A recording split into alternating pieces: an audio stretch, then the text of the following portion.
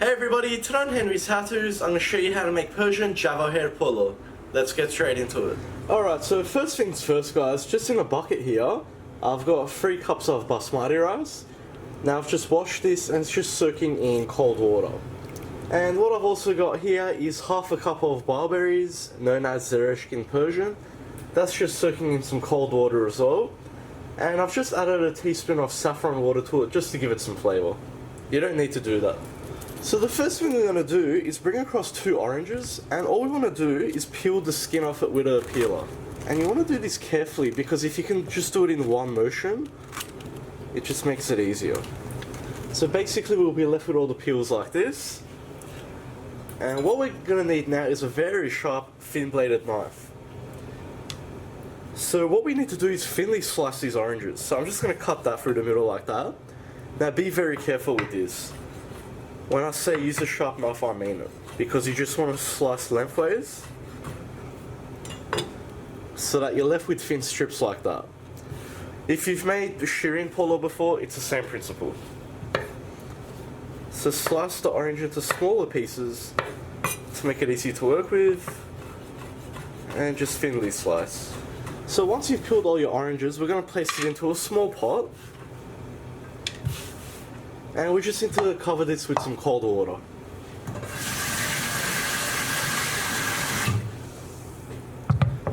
Just like so. And now we'll move on to our stove. So just on a high heat, we're going to bring this to the boil and let it simmer for around 3 minutes. Okay, so we're at the 3-minute mark now guys. So as you can see, it's starting to soften up. So we're just going to leave it for about another minute. So don't go over around 5 minutes. You just want it to be soft. Now the reason we're doing this is to get rid of all that bitterness.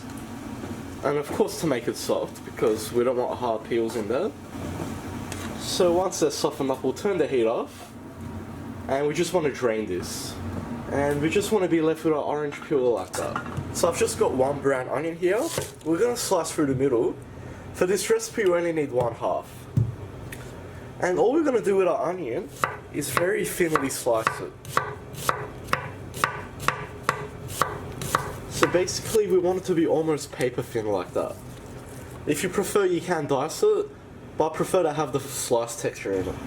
So what we're going to do now is make our actual mixture that we're going to add to the rice after. So just into a large frying pan, we'll add about 2 tablespoons of oil. And the first thing we'll add in is our onions.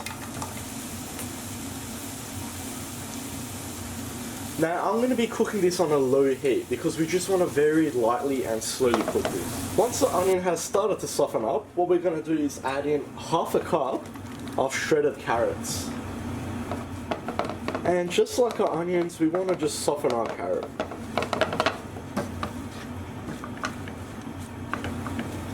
So once your carrots have softened up as well, I'm going to add in 1/2 cup of raisins, 1/2 cup of chopped up apricots, 1/2 cup of almonds, these are just slivered almonds, 1/2 cup of pistachio. I've just chopped these up so that they're not whole. Next we'll add in our oranges that we just cooked. Next we'll add our barberries in, which have been soaking. And we just want to cook this all together, as I said, very lightly on a low heat. So what we're going to do now is season this. So we'll start with 1/4 teaspoon of ground cinnamon, 1/4 teaspoon of ground nutmeg, 1/4 teaspoon of ground cardamom, 1/4 teaspoon of ground cumin, 1 teaspoon of salt. Next I'm going to add in about 2 to 3 tablespoons of sugar.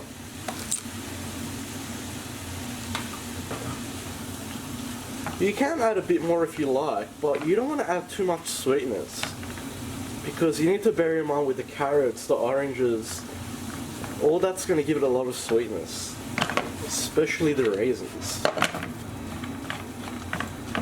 So this is starting to come together very nicely.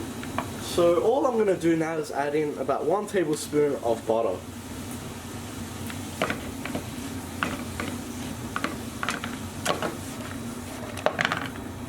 And all I'm going to do now is turn the heat off because we don't want to overcook this. Now that the heat's off, I'm just going to add in about 2 tablespoons of saffron oil. How beautiful does that look?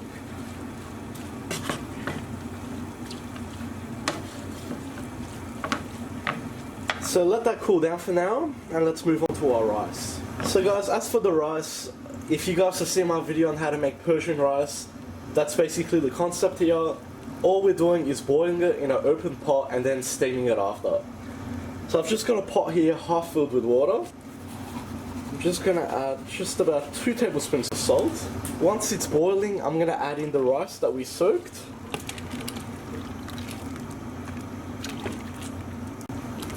So if you haven't seen my video on Persian rice before, the basic idea is we want to cook this until it's about 85% cooked. Pretty much like you're making pasta, you don't want to overcook it. So this should take only around 8 to 10 minutes. It varies, you know, there's a lot of factors, but you'll know when it's ready. It should be tender. So in my case, we're at the 10-minute mark now. As you can see, the rice is starting to float to the top. And if we just take a little out, as you can see, it's extended in size. Now the easiest way to tell if it's ready is just put some in your mouth and see the texture. It shouldn't be 100% cooked, but it shouldn't still be crunchy either. So once you're satisfied, we're going to turn the heat off, and we're just going to drain this rice. So just straight into a colander, and followed immediately by cold water to stop the cooking process.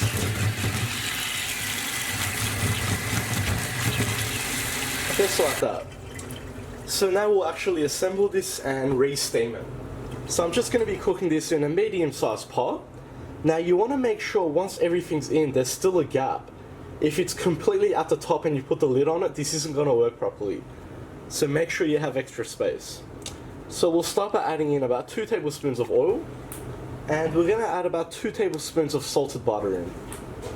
So we're going to start by adding in just a little bit of our rice,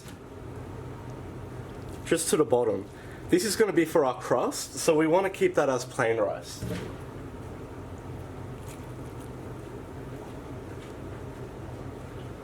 And all we're going to add to this is about 1 tablespoon of saffron water.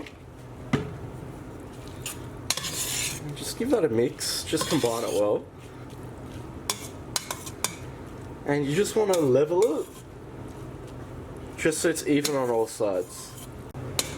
So I've just put the rest of the rice into a large bowl, and we're going to add our mixture straight into this.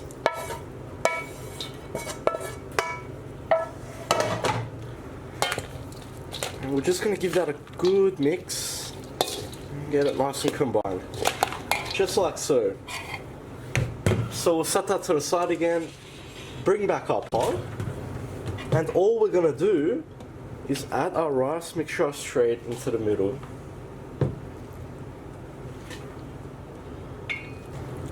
And that's all of it in there.